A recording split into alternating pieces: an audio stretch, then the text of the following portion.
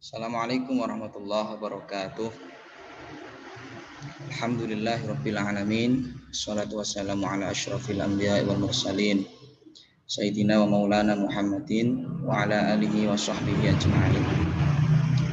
Amma ba'd. Baik, di pertemuan kali ini saya akan mempresentasikan tugas mata kuliah strategi belajar mengajar. Untuk kali ini saya akan membahas tentang sesuai tugas, yaitu strategi pembelajaran. Jadi buat calon para guru ini harus benar-benar dikuasai supaya nanti ketika mengajar tidak monoton, tidak terlalu, biar murid itu, siswa itu tidak bosan dengan model-model pembelajaran yang jadi satu. Artinya kita harus mengetahui strategi pembelajaran apa saja yang harus dikuasai oleh para calon guru. Baik, yang pertama itu ada strategi pembelajaran aktif atau active learning. Yaitu yang pertama definisi. Jadi strategi pembelajaran aktif adalah segala bentuk pembelajaran yang memungkinkan para siswa berperan secara aktif dalam proses pembelajaran itu sendiri, baik dalam bentuk interaksi antar siswa maupun dengan pengajar. Jadi siswa itu disuruh aktif ketika di dalam kelas. Apakah bertanya atau berdiskusi, itu siswa disuruh aktif di dalam kelas, itu dinamakan pembelajaran aktif. Nah, lalu apa saja ciri-cirinya? Beberapa aktivitas pembelajaran khas yang terjadi di dalam pembelajaran aktif diantaranya adalah sebagai berikut. Yang pertama, ciri-ciri pembelajaran aktif yaitu pembelajaran tidak ditekankan pada penyampaian informasi. Jadi guru tidak hanya menyampaikan materi saja, sedangkan siswa disuruh bertanya atau menyimak secara sungguh-sungguh. Yang kedua, suasana atau kondisi mendukung untuk mengembangkan keterbukaan dan penghargaan terhadap semua gagasan peserta didik. Yang ketiga, peserta didik tidak hanya mendengarkan ceramah secara pasif. Ini artinya siswa atau mahasiswa disuruh membaca, melihat dan mendengarkan serta melakukan eksperimen dan berdiskusi yang berkaitan dengan materi pembelajaran tersebut. Lalu apa tujuan sih? Tujuannya apa pembelajaran aktif? Jadi tujuan pembelajaran aktif ini dimaksudkan untuk mengoptimalkan penggunaan semua potensi yang dimiliki anak didik, sehingga semua anak didik dapat mencapai hasil belajar yang memuaskan sesuai dengan karakteristik pribadi yang mereka miliki. Nah, itu tujuan strategi pembelajaran aktif. Kemudian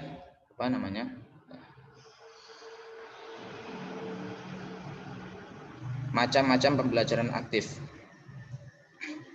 Yang pertama ada pembelajaran berdasarkan masalah, atau problem based instruction, atau disingkat sebagai PBI.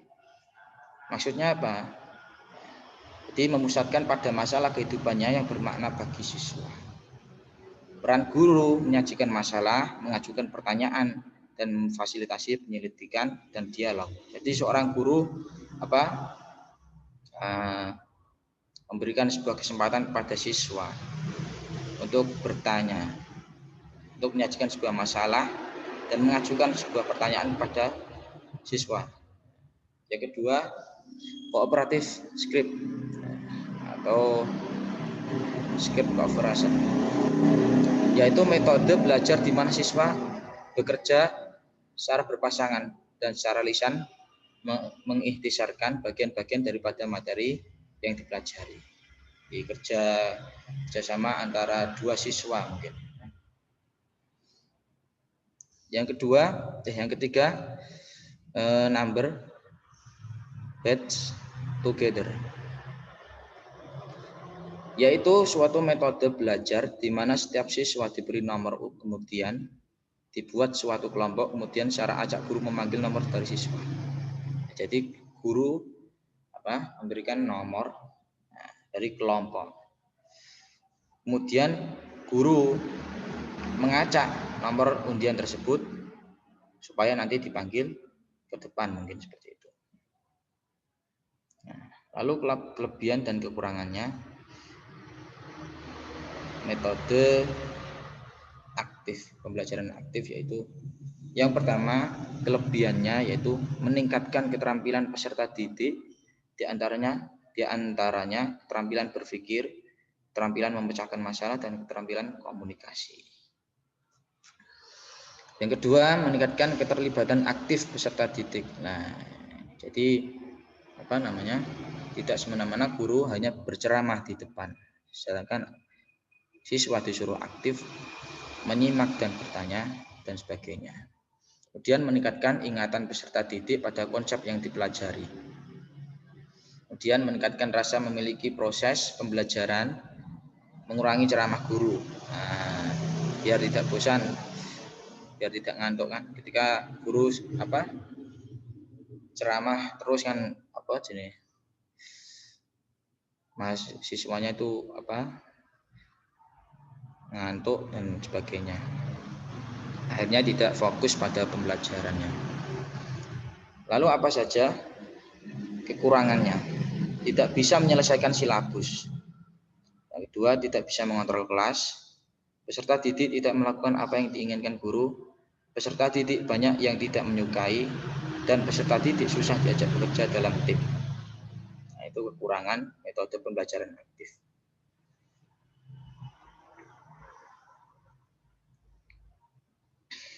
Kemudian yang kedua, strategi pembelajaran kooperatif. Strategi pembelajaran kooperatif. Yang pertama itu ada definisinya. Nah, jadi definisi pembelajaran kooperatif sendiri itu merupakan strategi belajar dengan sejumlah siswa sebagai anggota kelompok kecil yang tingkat kemampuannya berbeda. Dalam menyelesaikan tugas kelompoknya, setiap anggota kelompok harus saling bekerja sama dan saling membantu untuk memahami materi pelajaran. Nah, jadi di dalam kelas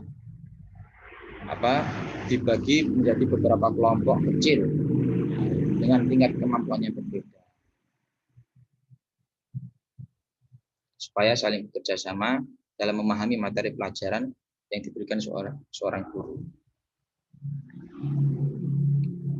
Kemudian yang kedua, karakteristik dalam pembelajaran kooperatif.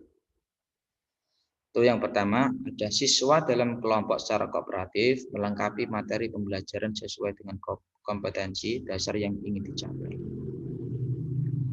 Yang kedua, ada kelompok dibentuk dari siswa yang mempunyai kemampuan berbeda tadi, baik tingkat kemampuannya tinggi, sedang, dan rendah. Jadi dibedakan. Yang kemampuannya tinggi digabung dengan yang tinggi, sedang, dan rendah. Jika memungkinkan, anggota kelompok berasal dari berbagai ras, budaya, suku, dan memperhatikan kesetaraan gender. Itu karakteristik. Yang terakhir, penghargaan lebih ditekankan dalam kelompok daripada masing-masing individu. Lalu tujuan daripada pembelajaran kooperatif sendiri itu apa? Tujuannya siapa? Jadi tujuan pembelajaran kooperatif sendiri itu ialah supaya hasil belajar akademik siswa meningkat dan siswa dapat menerima berbagai keragaman dari temannya serta pengembangan keterampilan sosial. Jadi biar saling bekerja sama, dapat menerima berbagai keragaman dari temannya.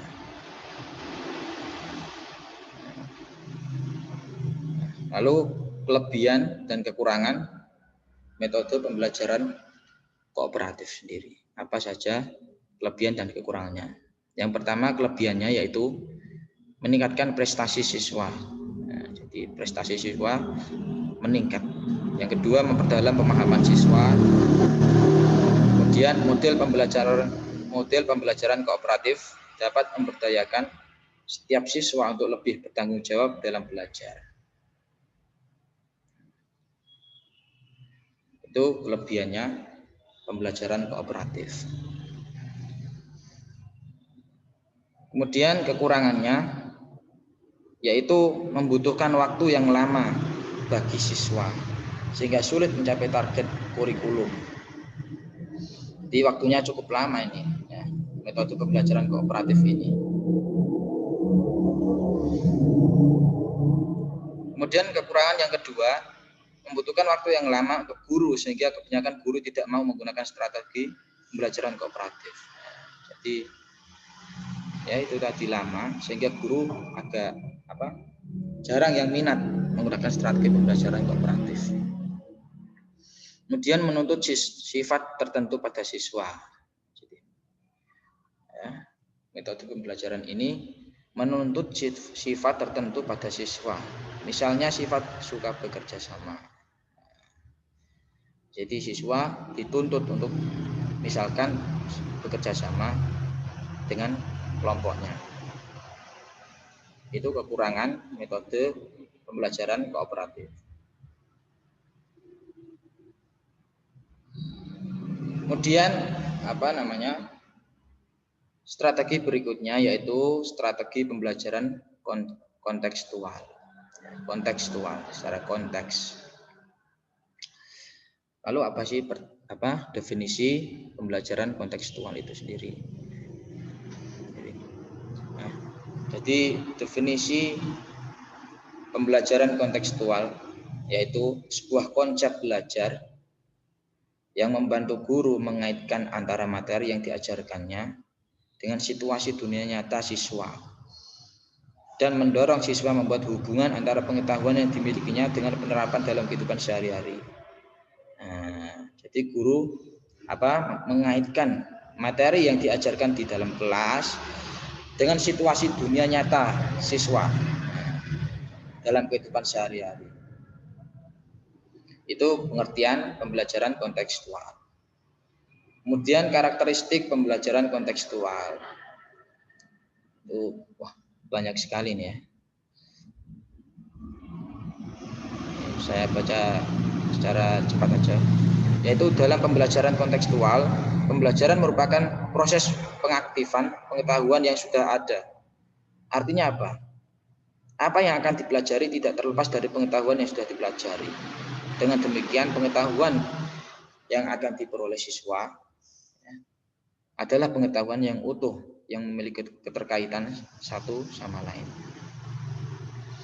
Kemudian pembelajaran kontekstual adalah pembelajaran dalam rangka memperoleh dan menambah pengetahuan baru. Pengetahuan baru itu dapat diperoleh dengan cara deduktif. Artinya bagaimana? Artinya pembelajaran itu dimulai dengan mempelajari secara keseluruhan, kemudian memperhatikan detailnya.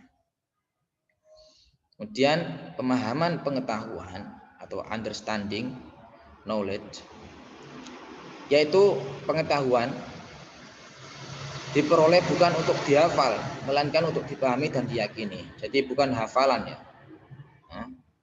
Tetapi materi itu dipahami dan diyakini setelah dipraktikkan. Kemudian mempraktikkan pengetahuan dan pengalaman tersebut. Nah ini tadi, mempraktikkan pengetahuan dan pengalaman tersebut. Artinya apa? Pengetahuan dan pengalaman yang diperolehnya itu harus dapat diaplikasikan dalam kehidupan nyata. Bukan hanya dihafal saja materinya, tetapi diaplikasikan dalam kehidupan sehari-hari. Misalkan pelajaran sholat, kita diajari sholat. Setelah kita mempelajari sholat, kita disuruh mengaplikasikan sholat itu dalam kehidupan sehari-hari. Karena sholat itu kan ada kewajiban bagi seorang muslim. Bukan hanya kita mempelajari sholat tetapi kita tidak sholat, itu keliru itu. Kemudian melakukan refleksi. terhadap strategi pengembangan pengetahuan. Hal ini dilakukan sebagai umpan balik untuk proses perbaikan dan penyempurnaan strategi. Nah, tuh.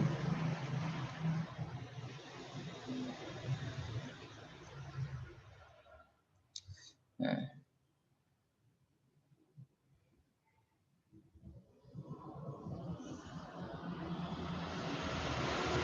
Kemudian tujuannya pembelajaran kontekstual. Jadi setiap strategi pembelajaran itu pastinya mempunyai tujuan masing-masing dan tujuannya pasti berbeda-beda.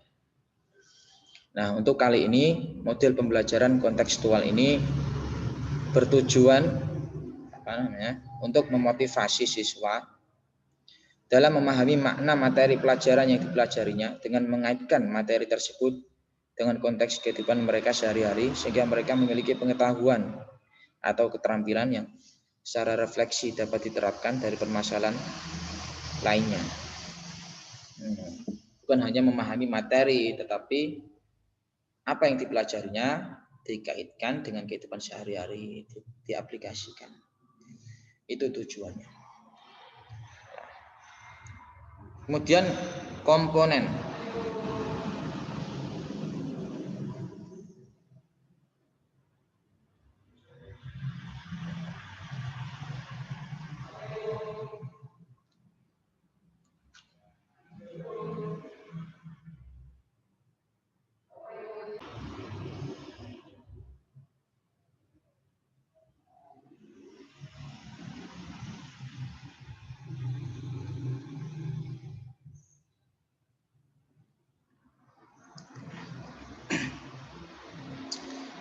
Kemudian komponen. Jadi komponen dalam pembelajaran kontekstual itu yang pertama ada konstruktivisme. Konstruktif. Jadi konstruktivisme merupakan landasan berpikir pendekatan kontekstual. Dalam konstruktivisme, pengetahuan siswa dibangun secara bertahap dan hasil yang diperoleh melalui konteks yang terbatas. Jadi saya baca secara cepat aja karena materinya cukup banyak. Kemudian inquiry, menemukan sendiri. Artinya bagian terpenting dalam pembelajaran yang menggunakan pendekatan kontekstual ini. Jadi pengetahuan dan keterampilan yang diperoleh siswa diperoleh dengan cara menemukan sendiri. Yang ketiga, questioning atau bertanya. Questioning yaitu strategi yang utama dalam pendekatan kontekstual. Ini strategi yang utama. Bertanya dalam pembelajaran dipandang sebagai kegiatan guru untuk mendorong, membimbing dan menilai kemampuan berpikir. Jadi ketika siswa guru sedang menjelaskan. Jadi misalkan ada siswa yang kurang paham, silakan tanya aja pada guru. Jangan malu ketika bertanya. Itu merupakan strategi utama daripada pendekatan kontekstual.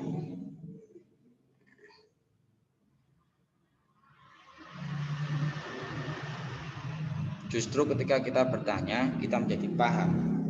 Daripada ketika guru menjelaskan, siswa diam semuanya itu dianggap guru paham, padahal aslinya masih ada yang belum paham.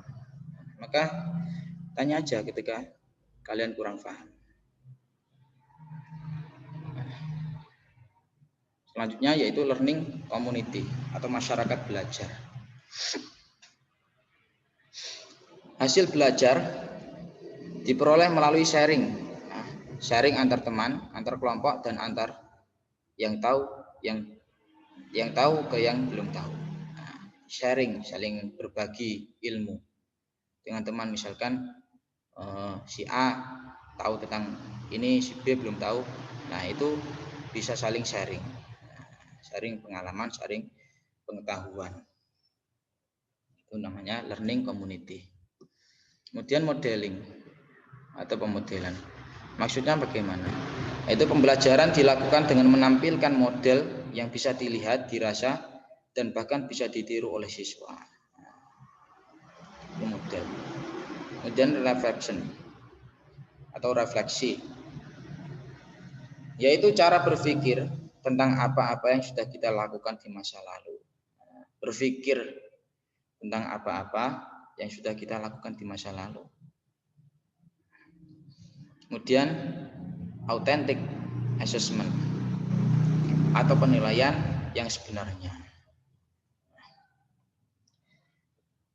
Assessment adalah proses pengumpulan berbagai data yang bisa memberikan gambaran perkembangan belajar siswa. Proses pengumpulan berbagai data yang bisa memberikan gambaran perkembangan belajar siswa. Kemudian kelebihan dan kekurangan metode ini apa namanya? Kontekstual. Yang pertama, kelebihannya memberikan kesempatan kepada siswa untuk dapat maju terus sesuai dengan potensi yang dimiliki siswa, sehingga siswa terlibat aktif dalam KBM. Ini KBM ya, kegiatan belajar mengajar, proses atau PBM, proses belajar mengajar. Nah, jadi biar siswa itu tidak apa namanya diam terus ya di kelas. Kemudian siswa dapat berpikir kritis dan kreatif dalam mengumpulkan data, memahami suatu isu dan memecahkan masalah, dan guru dapat lebih kreatif. Kemudian yang ketiga, menyadarkan siswa tentang apa yang mereka pelajari. Itu kelebihan metode kontekstual. Lalu kekurangannya apa? Kekurangannya yang pertama, tidak efisien karena membutuhkan waktu yang agak lama dalam proses belajar mengajar. Yang kedua, tidak setiap siswa dapat dengan mudah menyesuaikan diri dan mengembangkan kemampuan yang dimiliki dengan penggunaan model kontekstual ini. Terus yang terakhir yaitu pengetahuan yang didapat oleh setiap siswa akan berbeda-beda dan tidak merata. Itu kekurangan pendekatan kontekstual.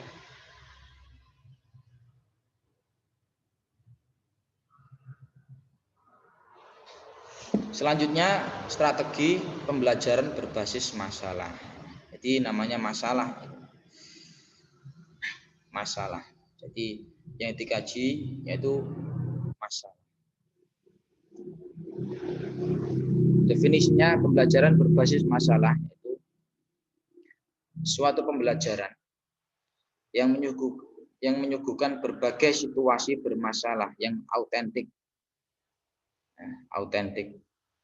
dan bermakna kepada siswa, yang berfungsi sebagai landasan bagi investigasi dan penyelidikan siswa.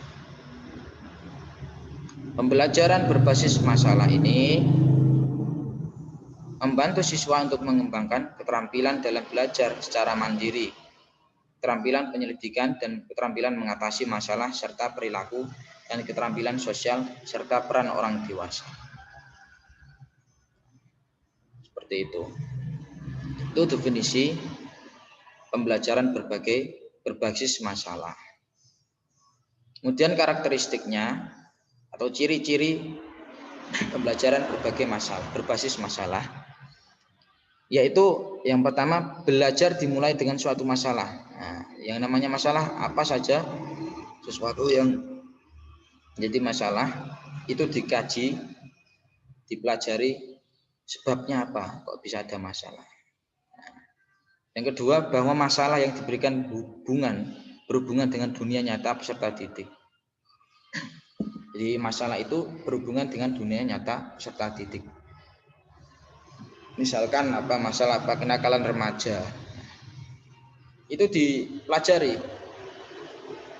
Kok bisa sampai terjadi kenakalan remaja itu sebabnya apa? Nah, kan gitu. Kemudian mengorganisasikan pelajaran di seputar masalah, bukan disiplin ilmu. Bukan disiplin ilmu. Memberikan tanggung jawab yang besar kepada pembelajar dalam membentuk dan menjalankan secara langsung proses belajar mereka sendiri. Yang terakhir, menggunakan kelompok kecil. Itulah ciri-ciri pembelajaran berbasis masalah. Lalu tujuannya apa? Jadi tujuan pembelajaran berbasis masalah itu yaitu untuk menggali daya kreativitas siswa dalam berpikir dan memotivasi siswa untuk terus belajar. Jadi tujuannya itu menggali dan daya kreativitas siswa dalam berpikir.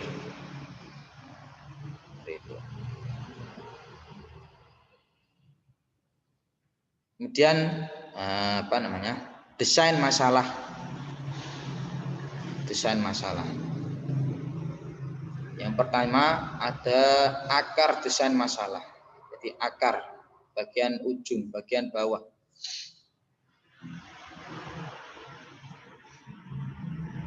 Akar masalah itu yang menjadi sebab terjadinya masalah itu apa? Itu akar desain. Jadi masalah yang real, masalah yang real, masalah yang nyata, berupa kenyataan hidup. Seperti halnya penguasaan terhadap permesinan dalam rangka menghadapi tuntutan perkembangan industri. Itu akar desain masalah. Kemudian menentukan tujuan pembelajaran berbasis masalah. Artinya sebuah cara memanfaatkan masalah untuk menimbulkan motivasi belajar. Kemudian desain masalah sendiri. Pada dasarnya, kompleksitas masalah yang dihadapi sangat tergantung pada latar belakang dan profil para siswa. Tergantung profil para siswa.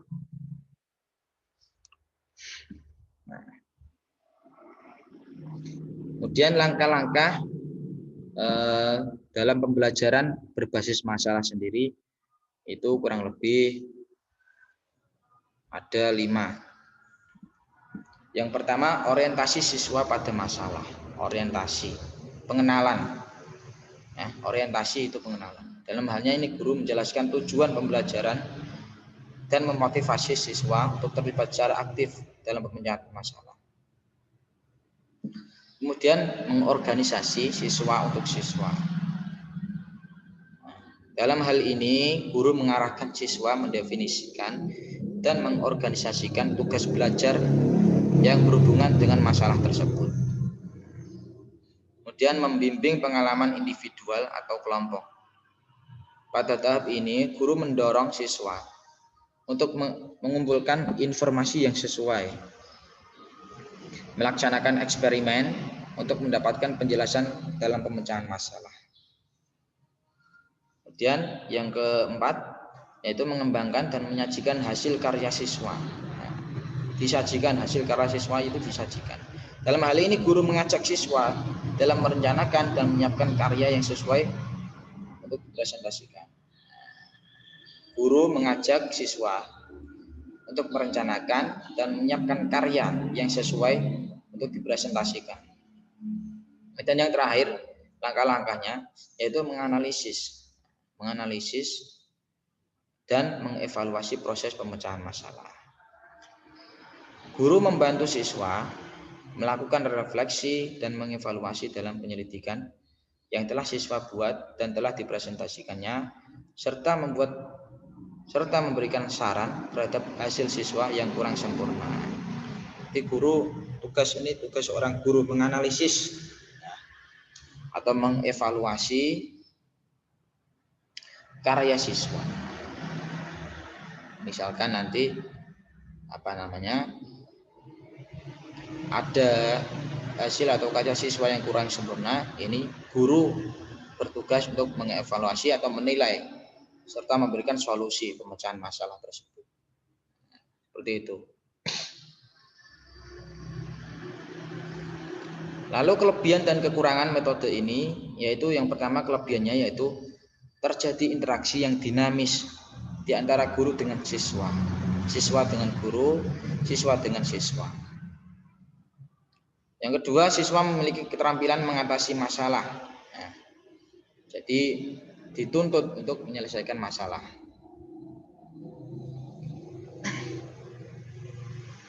Memiliki keterampilan. Yang ketiga, siswa memiliki kemampuan mempelajari peran orang dewasa.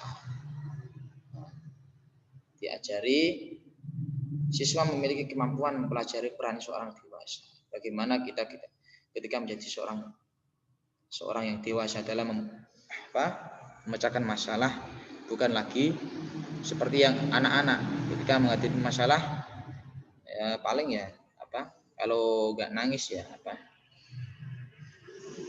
minta bantuan orang lain. Kita disuruh dalam pembelajaran ini untuk memiliki kemampuan mempelajari peran orang dewasa dalam menghadapi masalah yang kita hadapi.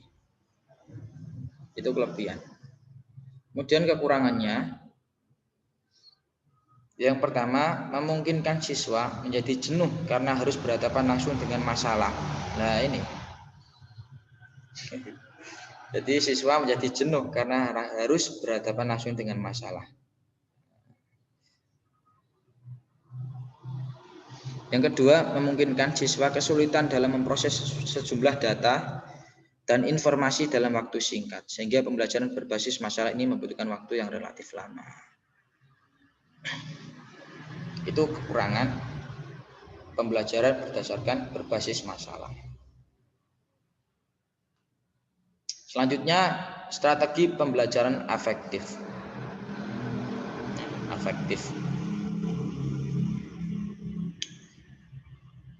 Definisinya yaitu strategi yang bukan hanya bertujuan untuk mencapai pendidikan kognitif saja, melainkan bertujuan untuk mencapai dimensi yang lainnya.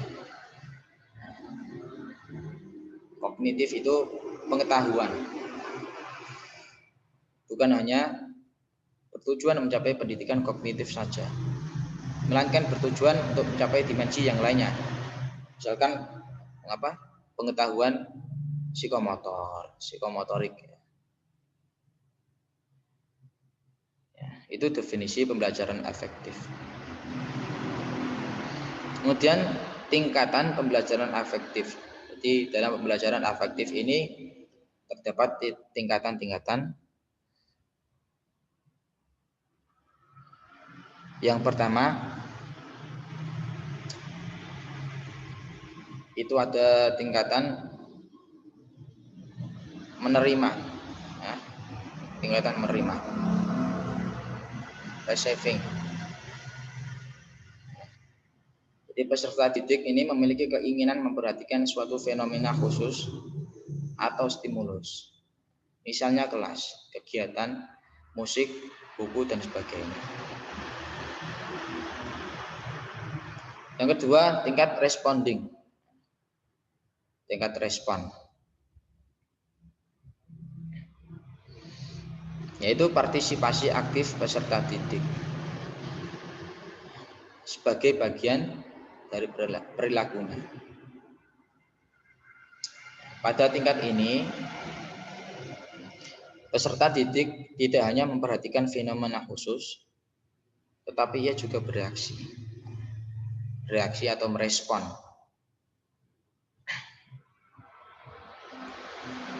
Kemudian yang tingkat ketiga yaitu tingkat following,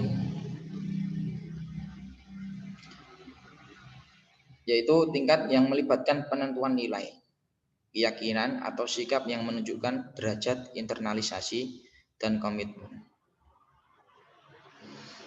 Kemudian tingkat yang selanjutnya yaitu tingkat organisation. Artinya nilai satu dengan nilai yang lainnya dikaitkan, konflik antar nilai diselesaikan dan mulai membangun sistem nilai internal yang konsisten. Itu tingkat organisasi.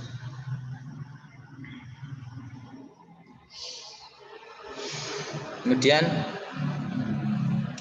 tingkat karakterisasi. Nah, tingkat karakter, tingkat paling tinggi ini dalam pembelajaran afektif. Nah, artinya bagaimana? Jadi pada tingkat ini peserta didik memiliki sistem nilai yang mengendalikan perilaku sampai pada waktu tertentu hingga terbentuk gaya hidup. Hasil pembelajaran pada tingkat ini berkaitan dengan pribadi, emosi, dan sosial. Itu tingkat karakter, nyangkut pribadi, emosi, dan sosial. Kemudian ada macam-macamnya. Pembelajaran afektif yang pertama,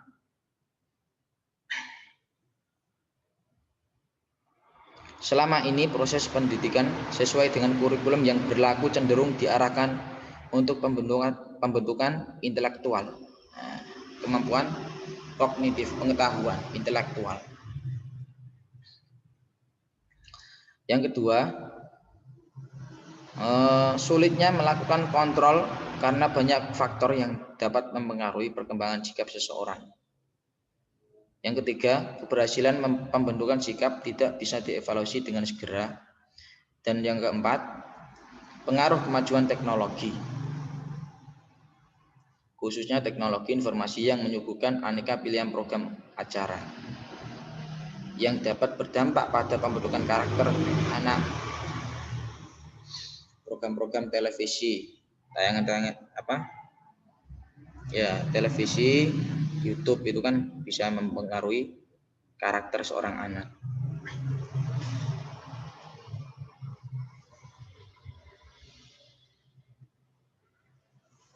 Yang terakhir yaitu strategi pembelajaran kuantum. Strategi pembelajaran kuantum. Definisinya, quantum learning ialah kiat, petunjuk, strategi, dan seluruh proses belajar yang dapat mempertajam pemahaman dan daya ingat serta membuat belajar sebagai suatu proses yang menyenangkan dan bermanfaat. Jadi mempertajam pemahaman daya ingat. Itu quantum learning. Lalu tujuannya apa? Jadi pembelajaran kuantum ini bertujuan untuk meningkatkan partisipasi siswa melalui pengubahan keadaan, meningkatkan motivasi dan minat belajar, meningkatkan daya ingat dan meningkatkan rasa kebersamaan, dan meningkatkan daya dengar serta meningkatkan kehalusan perilaku. Itu tujuan daripada pembelajaran kuantum. Kemudian ada asas.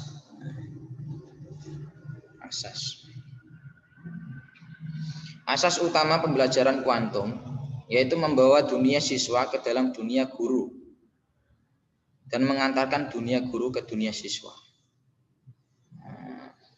Artinya bagaimana? Jadi, subjek belajar adalah siswa. Guru itu hanya sebagai fasilitator. Sehingga guru harus memahami potensi siswa terlebih dahulu. Itu asas quantum learning. Kemudian ada prinsip. Yang pertama, prinsip quantum learning. Prinsip utama yang pertama berbunyi, bawalah dunia mereka atau pembelajar ke dalam dunia kita pengajar. Jadi bawalah dunia mereka, artinya pembelajar itu siswa atau mahasiswa ke dalam dunia kita pengajar atau guru, dan antarkan dunia kita pengajar ke dalam dunia mereka pembelajar. Jadi dibolak-balik gitu. Yang kedua prinsipnya yaitu dalam pembelajaran kuantum juga berlaku prinsip bahwa proses pembelajaran merupakan permainan orkestra simfoni. Selain memiliki lagu, artinya selain memiliki lagu atau partitur, permainan simfoni ini memiliki struktur dasar chord.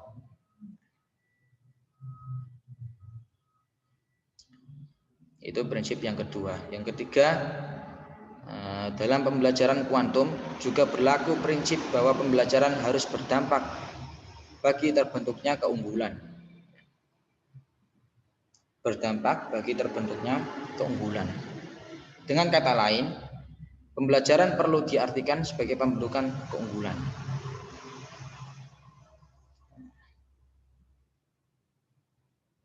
Ini slide apa?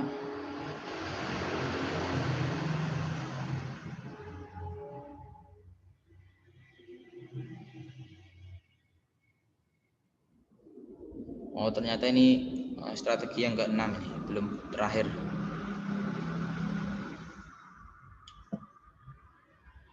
Kemudian ada kelebihan dan kekurangan quantum learning. Yang pertama kelebihannya, pembelajaran kuantum berpangkal pada psikologi kognitif, bukan fisika kuantum yang dipakai. Di psikologi, kondisi jiwa. Yang kedua, pembelajaran kuantum lebih bersifat humanistis, bukan positivis. Bukan positivistis. Ya, bersifat humanistis. Kemudian pembelajaran kuantum ini lebih konstruktivis, bukan positivistis. Itu kelebihan quantum learning. Selanjutnya yaitu kelemahan pembelajaran quantum learning. Yang pertama, membutuhkan pengalaman yang nyata, waktu yang cukup lama untuk menumbuhkan motivasi dalam belajar, dan yang terakhir kesulitan mengidentifikasi keterampilan siswa. Ini yang terakhir ini. Itu strategi pembelajaran saintifik.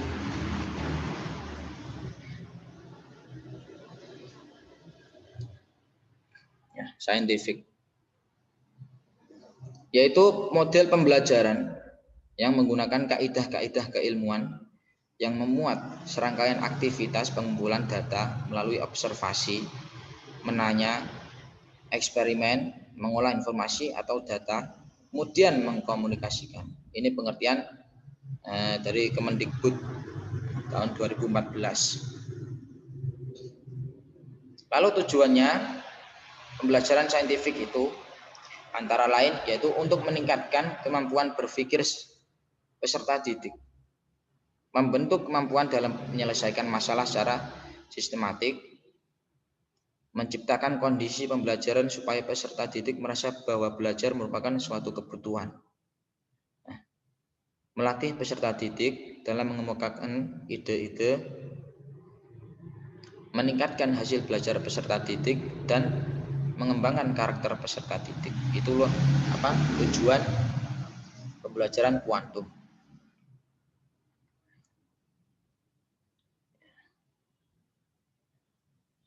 Intinya tujuannya yaitu meningkatkan kemampuan berpikir peserta didik.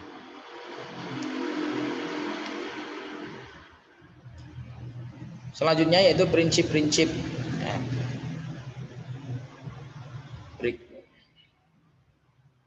Beberapa prinsip pendekatan saintifik dalam kegiatan pembelajaran adalah sebagai berikut. Ini menurut Husnan tahun 2014. Yang pertama, pembelajaran berpusat pada siswa. Kemudian pembelajaran membentuk student self concept. Kemudian pembelajaran terhindar dari verbalisme. Kemudian pembelajaran memberikan kesempatan pada siswa untuk mengasimilasi dan mengakomodasi konsep, hukum, dan prinsip. Kemudian pembelajaran mendorong terjadinya peningkatan kemampuan berpikir siswa. Pembelajaran meningkatkan motivasi belajar siswa dan memotivasi dan motivasi pengajar guru. Kemudian memberikan kesempatan kepada siswa untuk melatih kemampuan dalam komunikasi. Dan yang terakhir, adanya proses validasi terhadap konsep, hukum, dan prinsip yang dikonstruksi siswa dalam struktur kognitifnya. Itu prinsip-prinsip menurut husnan, prinsip-prinsip pendekatan saintifik. Selanjutnya ini yang terakhir ini, slide yang terakhir ini, yaitu langkah-langkah metode pembelajaran saintifik. Jadi langkah-langkah pendekatan saintifik dalam proses pembelajaran itu meliputi yang pertama mengamati atau observing. Kemudian menanya, questioning, mencoba, kemudian atau experimenting, kemudian mengolah data atau informasi, dilanjutkan dengan menganalisis atau associating, dan menyimpulkan, menyajikan data atau informasi, dan menciptakan serta membentuk jaringan atau networking. Itu langkah-langkah pembelajaran saintifik. Kemudian kelebihan dan kekurangannya metode ini, yang pertama kelebihannya yaitu membantu siswa untuk memperbaiki dan meningkatkan keterampilan dan proses-proses kognitif. Kemudian pembelajaran melalui metode ini sangat ampuh dan pribadi karena menguatkan ingatan, pengertian, dan transfer. Artinya transfer pengetahuan, bukan transfer apa ya. Yang ketiga, memunculkan rasa senang. Sebab tumbuhnya rasa ingin menyelidiki dan berhasil pada siswa. Itu kelebihan. Dan ini kekurangannya yaitu yang pertama, tidak memberikan kesempatan untuk berpikir apa yang akan ditentukan. Kemudian pengajaran discovery lebih cocok mengembangkan pemahaman dibandingkan aspek konsep. Keterampilan dan emosi dirasa kurang mendapat perhatian. Dan yang terakhir, itu harapan dari siswa dan guru menjadi buyar karena sudah terbiasa menggunakan cara yang lain. Nah, itulah beberapa strategi pembelajaran yang harus dikuasai buat para guru. Semoga dapat bermanfaat. Kurang lebihnya mohon maaf. Mari kita tutup bersama-sama dengan membaca hamdalah. Alhamdulillahirabbil alamin. Kurang lebihnya mohon maaf. Assalamualaikum warahmatullahi wabarakatuh.